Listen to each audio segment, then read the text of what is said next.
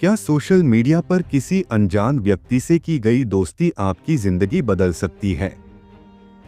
क्या एक मासूम सी बातचीत आपको खतरनाक जाल में फंसा सकती है?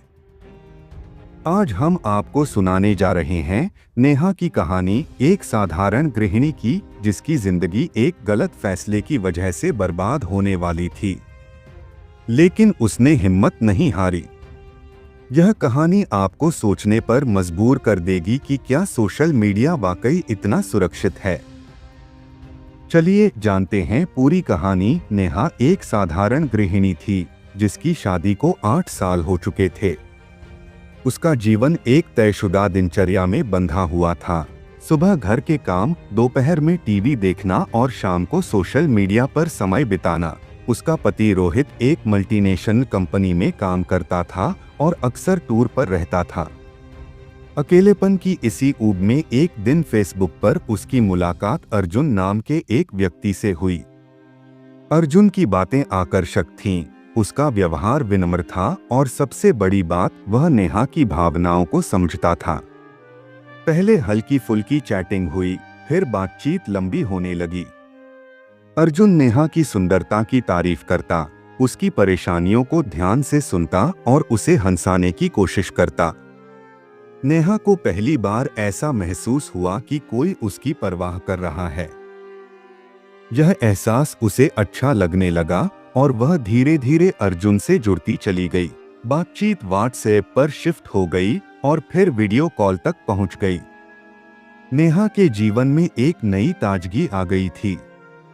वह अपने पति से कभी खुलकर बात नहीं कर पाई थी, लेकिन अर्जुन के सामने वह खुद को पूरी तरह व्यक्त कर पाती थी। धीरे धीरे अर्जुन ने मिलने की जिद करनी शुरू कर दी।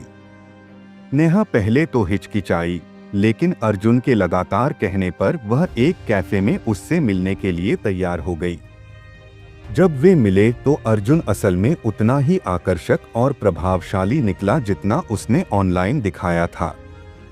उनकी मुलाकातों का सिलसिला बढ़ता गया और एक दिन वे एक होटल में भी मिले, जहां उनकी नजदीकियां और बढ़ गईं। नेहा को लग रहा था कि उसे सच्चा प्यार मिल गया है, लेकिन उसे नहीं पता था कि यह रिश्ता जल्द ही उसकी जिंदगी का सबसे बड़ा दुःस्वप्न बनने वाला है। कुछ हफ्तों बाद अर्जुन का व्यवहार अचानक बदलने लगा। अब वह बार बार मिलने की मांग करता और जब नेहा मना करती तो गुस्सा दिखाता। एक दिन उसने नेहा को एक वीडियो भेजा। यह वही वीडियो था जो उन्होंने होटल में मुलाकात के दौरान बनाया था। नेहा के पैरों तले जमीन खिसक गई। अर्जुन ने धमकी दी कि अगर उसने उसकी बात नहीं मानी तो वह यह वीडियो नेहा के पति, परिवार और सोशल मीडिया पर वायरल कर देगा। नेहा पूरी तरह डर गई थी।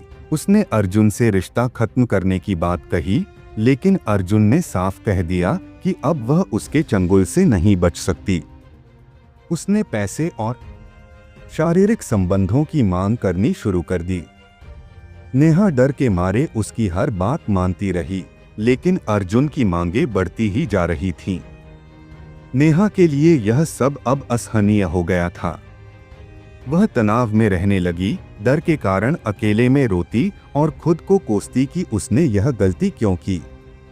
उसे समझ नहीं आ रहा था कि वह क्या करे। उसने अपने पति से यह बात छिपाए रखी, लेकिन अंदर ही अंदर घुटती रही। अंततः उसने अपनी सबसे करीबी दोस्त को यह सब बताया। दोस्त ने उसे समझाया कि डरने से कुछ नहीं होगा, बल्कि उसे कानूनी मदद लेनी चाहिए। पहले तो नेहा हिचकिचाई, लेकिन जब अर्जुन की धमकियां और बढ़ गईं, तो उसने हिम्मत जुटाकर साइबर क्राइम सेल में शिकायत दर्ज कराई। पुलिस ने अर्जुन को ट्रैक किया और उसके फोन से कई महिलाओं की आपत्तिजनक तस्वीरें और वीडियो बरामद किए। यह देखकर नेहा स्तब्ध रह गई। अर्जुन एक पेशेवर ब्लैकमेलर निकला, जो सोशल मीडिया के जरिए महिलाओं को फंसाकर उनका शोषण करता था।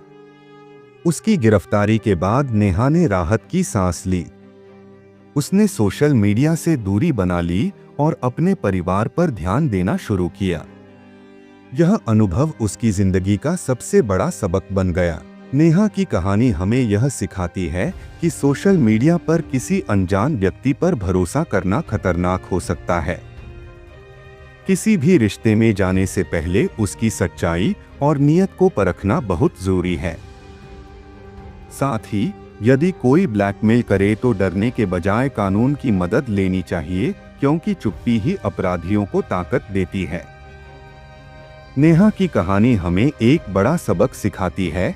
सोशल मीडिया पर किसी भी अनजान व्यक्ति पर भरोसा करने से पहले 10 बार सोचना चाहिए।